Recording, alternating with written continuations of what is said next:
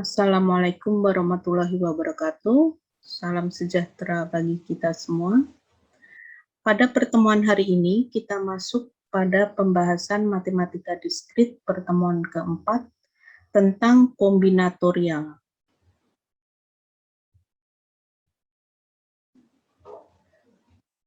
Kaidah dasar perhitungan atau kaidah dasar menghitung.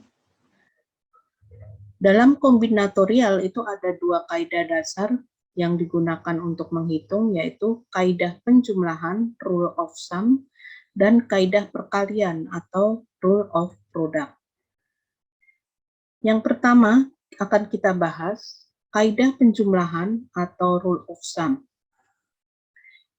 Bila percobaan 1 mempunyai n hasil percobaan yang mungkin terjadi atau memiliki sebanyak m kemungkinan jawaban, dan percobaan 2 mempunyai n hasil percobaan yang mungkin atau memiliki sebanyak n kemungkinan jawaban, maka bila hanya salah satu dari dua percobaan itu saja yang dilakukan, percobaan 1 atau percobaan 2, hasilnya terdapat m ditambah n hasil jawaban, atau memiliki m ditambah n kemungkinan jawaban. Contoh, seorang mahasiswa akan memilih satu mata kuliah yang ditawarkan pagi dan sore. Untuk pagi ada 7 mata kuliah dan sore ada 5 mata kuliah yang ditawarkan. Maka mahasiswa tadi mempunyai 7 ditambah 5 pilihan. Jadi ada 12 pilihan untuk memilih satu mata kuliah tersebut. Yang kedua, kaidah perkalian atau rule of product.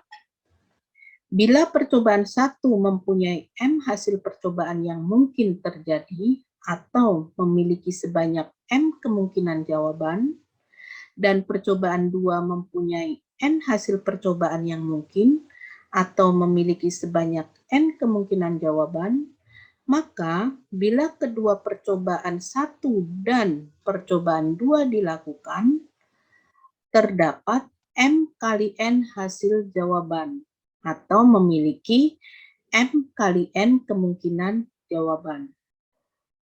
Contohnya,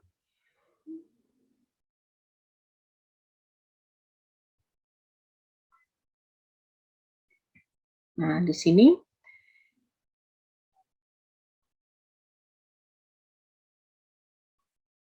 untuk perluasan kaidah, sebelum kita masuk ke contoh ya, untuk perluasan kaidah di sini, bagaimana kalau percobaannya lebih dari 2? Maka rumusnya tinggal untuk atau berarti percobaan 1 ditambah hasil percobaan 2 ditambah sampai dengan hasil percobaan ke N. Ini kaidah penjumlahan. Jadi tergantung berapa jumlah percobaannya. Untuk kaidah perkalian, maka hasil percobaan 1 dikali hasil percobaan 2 sampai dengan hasil percobaan ke N. Nah, untuk soal kaidah perkalian, jika harus menyusun jadwal 3 ujian ke dalam periode 5 hari tanpa ada batasan mengenai berapa kali diperbolehkan ujian dalam setiap harinya, berapa kemungkinan jadwal yang dapat dibuat? Jadi di sini kita memiliki 3 ujian. Kemudian hari yang dipilih itu ada 5. Jadi 3 ujian ini bisa diatur berapa terhadap 5 hari yang dipilih. Nah, di sini karena penyusunan jadwal 3 ujian tanpa ada batasan, pembatasan periode 5 hari itu jadi 1 hari itu boleh berapa ujian yang dilakukan karena tidak ada aturan demikian, maka jumlah kombinasinya hari ujian pertama itu bisa dilakukan 5 hari, ujian kedua dilakukan 5 hari, ujian ketiga juga dilakukan 5 hari, maka 5 kali 5 kali 5, hasilnya 125 cara. Kita masuk pada prinsip inklusi eksklusi, yaitu cara penghitungan dengan menggunakan prinsip perhitungan himpunan. Contoh, berapa banyak jumlah byte yang dimulai dengan 11 atau diakhiri dengan 11? Ya, jadi ingat, ini kita akan mendefinisikan dulu. Ya, kita misalkan himpunan A-nya itu adalah jumlah byte yang dimulai dengan 11. Himpunan B-nya himpunan byte yang diakhiri dengan 11. A irisan B adalah himpunan byte yang berawal dan berakhir dengan 11.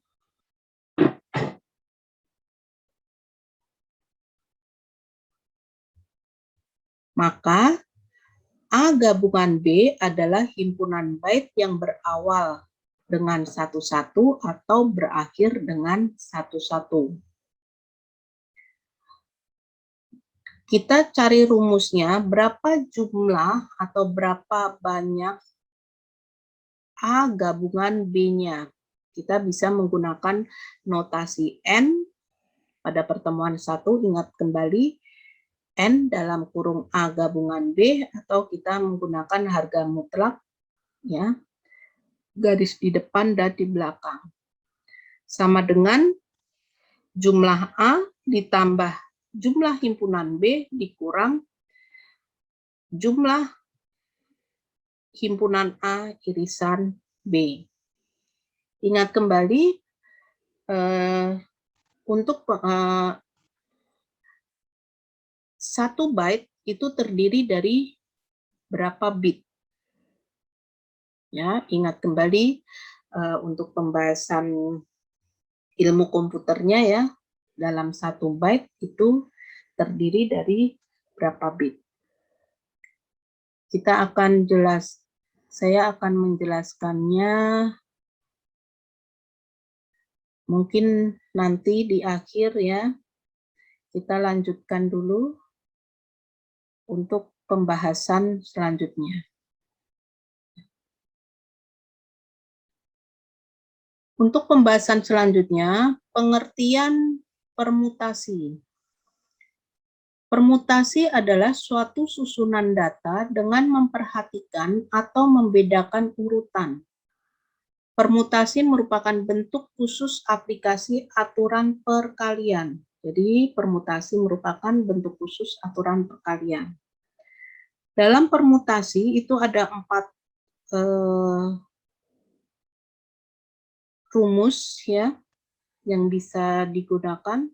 Yang pertama, permutasi n objek seluruhnya. Jadi di sini permutasi nn. Nah, rumusnya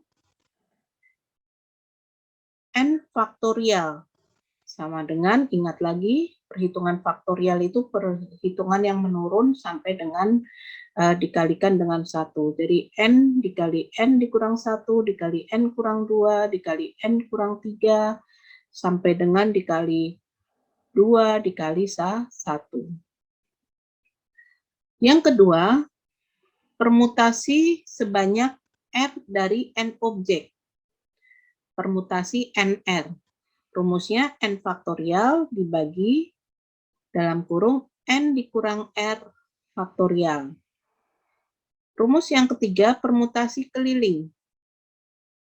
Sejumlah n objek yang berbeda dapat disusun secara teratur dalam sebuah lingkaran dengan rumus n dikurang 1 faktorial cara. Rumus yang keempat, permutasi dari n objek yang tidak seluruhnya dapat dibedakan. Di sini n itu merupakan jumlah objek keseluruhan, kemudian N1, N2, N3 sampai dengan NK merupakan jumlah objek dari setiap objek yang ada di dalam yang sedang dibicarakan. Di sini sama dengan N faktorial dibagi N1 faktorial dikali N2 faktorial dikali N3 faktorial dan seterusnya dikali sampai dengan NK faktorial. Kita lihat contoh dari masing-masing rumus.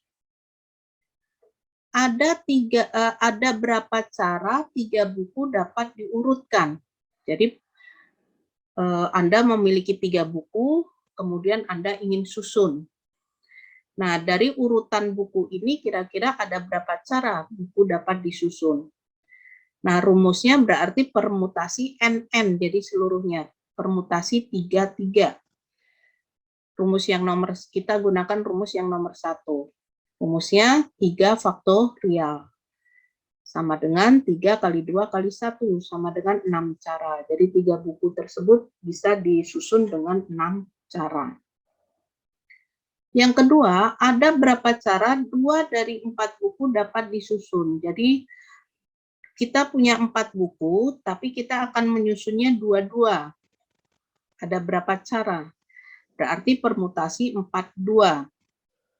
Rumusnya sama dengan 4 faktorial dibagi 4 dikurang 2 faktorial. Hasilnya 4 faktorial dibagi 2 faktorial. Sehingga hasilnya 12 cara penyusunan. Rumus yang nomor 2 ya, contoh. Contoh yang nomor 3, 4 orang mahasiswa melakukan diskusi dengan membentuk sebuah lingkaran. Ada berapa cara urutan dari 4 orang tadi? Jadi di sini membentuk lingkaran tadi rumusnya N dikurang 1 faktorial. Jadi 4 dikurang 1 faktorial sama dengan 3 faktorial. Jadi 3 kali 2 kali 1, ada 6 cara. Contoh keempat, dalam berapa cara kata diskrit dapat diurutkan? Nah, Anda harus tahu kata diskrit itu ada berapa huruf? 1, 2, 3, 4, 5, 6, 7. Ada 7 huruf. Kita menggunakan rumus yang nomor 4. Jadi di sini 7 faktorial dibagi dengan berapa jumlah huruf D-nya? 1. Oh, berarti dibagi 1 faktorial. Huruf I-nya ada 2. Oh, dikali dengan 2 faktorial. Huruf S-nya ada 1 dikali 1 faktorial. Huruf K-nya ada 1 dikali 1 faktorial. Huruf R-nya ada 1 dikali 1 faktorial. Dan huruf T-nya ada 1 dikali 1 faktorial. Jadi di sini 7 faktorial dibagi 2 faktorial. Hasilnya 2520 cara. Rumus yang kedua yaitu kombinasi suatu susunan data tanpa memperhatikan urutannya. Artinya AB, BA itu dianggap sama. Kombinasi NR dirumuskan N faktorial dibagi R faktorial dalam kurung N dikurang R tutup kurung faktorial. Contoh, ada berapa cara akan dipilih 2 orang dari 4 orang siswa? Anda bayangkan, kalau namanya orang mau dibalik Adi dan Irma, Irma dan Adi, pasti orangnya sama. Maka kita menggunakan rumus kombinasi. Maka kombinasi 4-2. Berarti 4 faktorial dibagi 2 faktorial dikali 4 dikurang 2 faktorial. Nah, di sini hasilnya ada 6 cara. Permutasi dan kombinasi bentuk umum adalah susunan objek di mana tidak semua objek bisa dibedakan atau sama. Untuk rumus permutasi dan kombinasinya, jadi permutasi N titik 2 titik koma N1 N2 sampai dengan NK sama dengan kombinasi N titik koma N1 N2 sampai dengan NK secara umum dirumuskan dengan N faktorial dibagi N1 faktorial dikali N2 faktorial dikali sampai dengan NK faktorial. Sebagai contoh, berapa banyak string yang dapat dibentuk dengan menggunakan huruf dari kata Mississippi. Mississippi di sini diperhatikan ya huruf-hurufnya. Nah, untuk mempermudah menjawabnya, dari kata Mississippi ini kita misalkan sebagai himpunan S semestanya. Ada M, ada I, ada S, S, I, S, S, I, P, P, I. Nah, kemudian kita uraikan lagi. Huruf M ada sebanyak 1 buah. Nah, ini urutan N1. Huruf I ada 4 buah sebagai urutan kedua dari N2. Huruf S-nya ada 4 buah sebagai urutan ketiga, N3, dan huruf P ada 2 buah sebagai urutan keempat, N4. Jika dijumlahkan berarti 1 tambah 4 tambah 4 tambah 2. Jadi jumlahnya ada 11 buah atau 11 huruf pada kata Mississippi. Cara pertama, dengan rumus permutasi, jumlah string permutasi 11 titik koma 1,4,4,2. Jadi ini masing-masing jumlah dari setiap hurufnya. Sama dengan 11 faktorial dibagi 1 faktorial dikali 4 faktorial kali 4 faktorial kali 2 faktorial. Sama dengan hasilnya 34.650 buah atau cara. Cara yang kedua, menggunakan rumus kombinasi. Jumlah string kombinasi 11,1 dikali kombinasi 10,4 dikali kombinasi 6,4 dikali kombinasi 2,2. Kita lihat ya. Jadi di awal jumlah stringnya atau jumlah elemen hurufnya ada 11. Kemudian kita gunakan 1, maka sisanya 10. 10 kita gunakan 4, maka sisanya 6. 6 digunakan 4, maka sisanya 2. Nah, setelah rumus terbentuk, tinggal kita cari menurut rumus kombinasi. Jadi di sini 11 faktorial dibagi 1 faktorial dikali 10 faktorial, ini bukan sama dengan ya, ini harusnya perkalian. Dikali dengan 10 faktorial dibagi 4 faktorial kali 6 faktorial, dikali 6 faktorial dibagi 4 faktorial kali 2 faktorial, dikali 2 faktorial dibagi 2 faktorial kali 0 faktorial. Sehingga hasilnya 34.650 cara. Nah, ternyata dengan rumus permutasi dan rumus kombinasi hasilnya sama. Oke, kita lanjutkan pembahasannya. Kombinasi dengan pengulangan. Jumlah kombinasi yang membolehkan adanya pengulangan elemen yaitu dari n buah objek, kita akan mengambil r buah objek dengan menggunakan pengulangan yang diperbolehkan. Maka kita bisa menggunakan kombinasi N ditambah R dikurang 1, R sama dengan kombinasi N ditambah R dikurang 1, N dikurang 1. Sebagai contoh, kita punya persamaan X1 ditambah X2 tambah X3 tambah X4 sama dengan 12. X1 adalah bilangan bulat yang lebih besar sama dengan 0. Berapa jumlah kemungkinan solusinya? Nah, misalkan 12 sebagai bola, kemudian XI sama dengan 4 itu sebagai kotaknya, tempat yang ingin diisi oleh bola tersebut. Jadi N-nya sama dengan 4.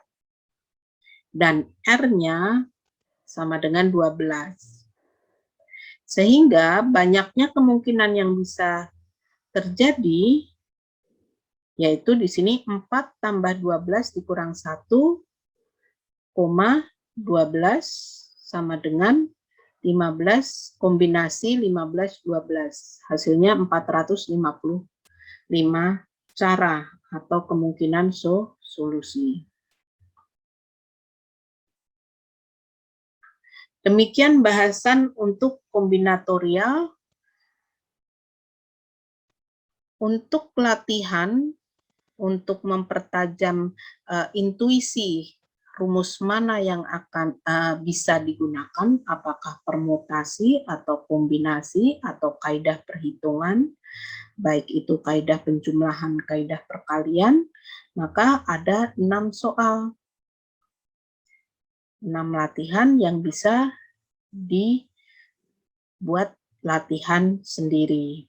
Hasilnya bisa didiskusikan dengan dosen mata kuliah matematika diskrit masing-masing. Demikian materi dari pertemuan keempat dan matematika diskrit tentang kombinatorial. Saya ucapkan terima kasih. Wassalamualaikum warahmatullahi wabarakatuh.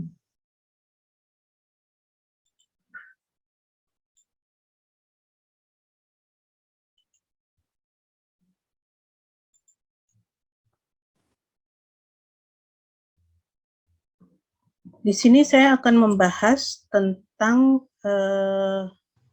soal pertemuan 4 halaman 5 tentang inklusi eksklusi. Ya. Di halaman 6 kita misalkan himpunan A itu adalah himpunan byte yang diawali angka 11. Ingat kembali, 1 byte itu terdiri dari 8 bit.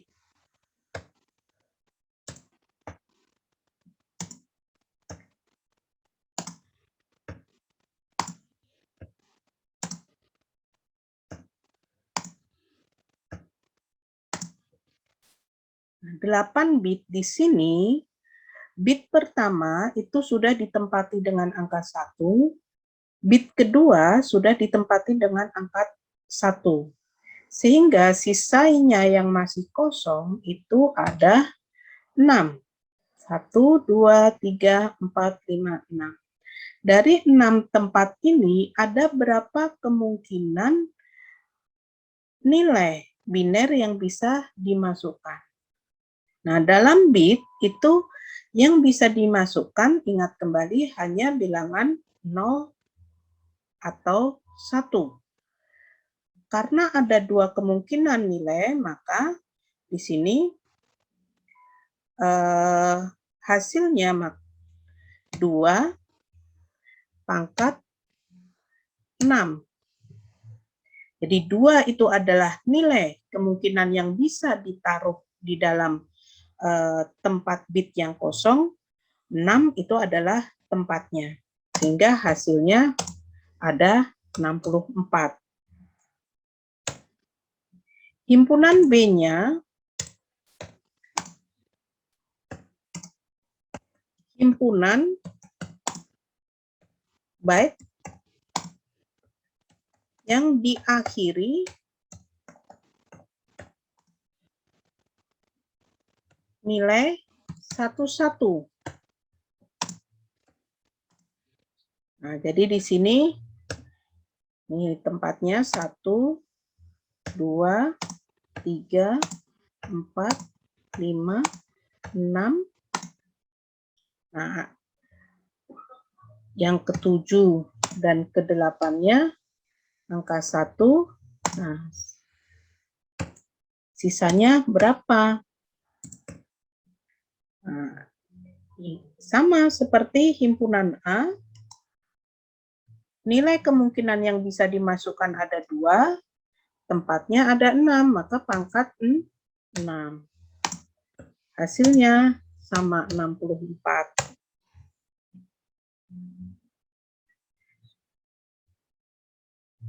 Kemudian, kita ingin mencari irisan himpunan A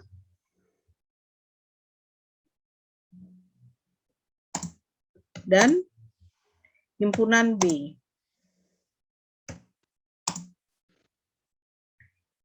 Adalah himpunan yang diawali dan diakhiri dengan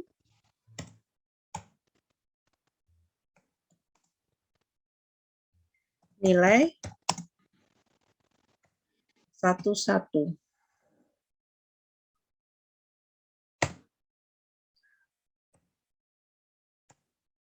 Sama dengan apa nih? Nah, sama. Oh, di awalnya 1, di tengahnya 0,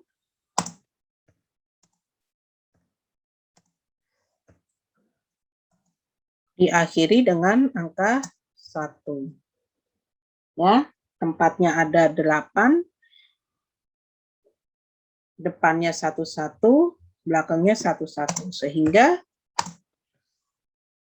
yang bisa ditempati yang kosong berarti 2 pangkat 4 sama dengan 16.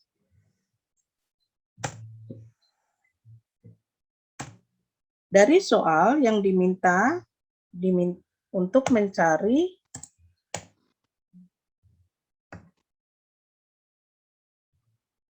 berapa jumlah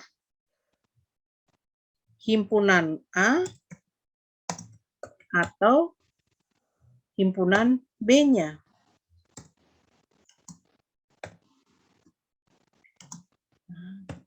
Di pertemuan 1 kita tahu rumusnya jumlah himpunan A ditambah jumlah himpunan B dikurang jumlah himpunan A dan B.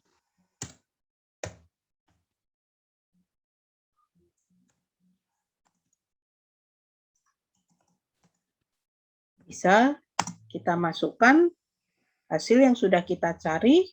Jumlah himpunan A ada 64 ditambah dengan jumlah himpunan B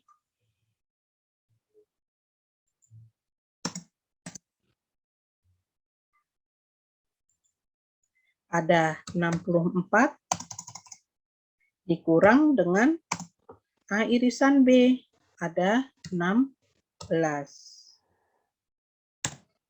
Hingga hasilnya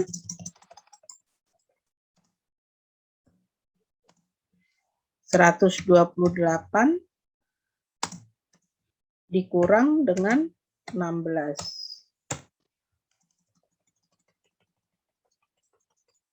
Hasilnya 112. Demikian langkah-langkah atau uraian soal inklusi eksklusi halaman 5 dan 6.